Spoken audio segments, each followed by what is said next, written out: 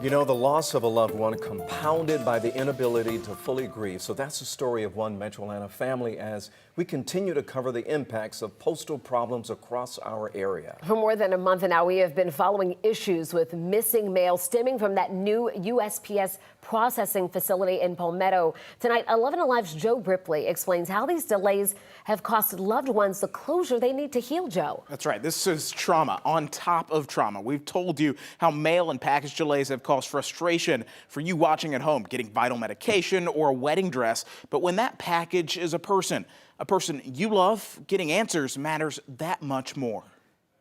Katie Gardner grew up the oldest of three siblings. There's her middle brother, Colin, and youngest brother, Connor. He's always the one that was bouncing around the room, talking to everybody, making sure everyone felt included. Connor's a Braves fan who loved the outdoors. Gardner told me about a ski trip Connor took to Wyoming as she sifts through these photos that have turned into memories. Everyone survived in the other car, but my brother's girlfriend and himself did not. She lost her youngest brother, and getting him back home tested her emotions. We didn't get to see him again. And so our only thing that we held on to was getting him back. USPS was the only way to ship Connor's remains. Gardner expected him back by the 26th at the latest. She checked the mailbox every day. The family held a celebration of life March 3rd. Connor finally came home a day later on the 4th.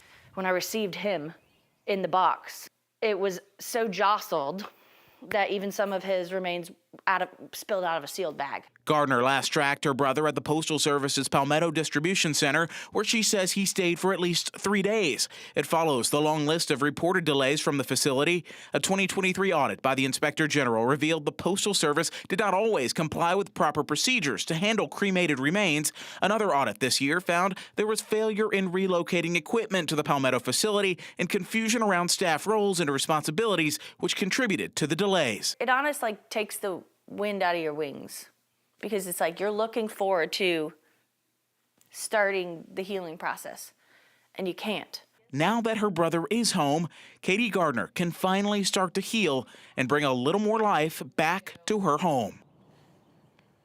And USPS has agreed to update its processes and have better communication when it comes to following proper procedure. However, the Postal Service did not give us a specific update when we asked for one. Yeah, those families, they deserve better there, Joe. Thank you for the update. 11 Alive is taking your questions directly to USPS every single day to try to get answers for you. But so far, the Postal Service is declining our request for an interview or to go inside the Palmetto facility.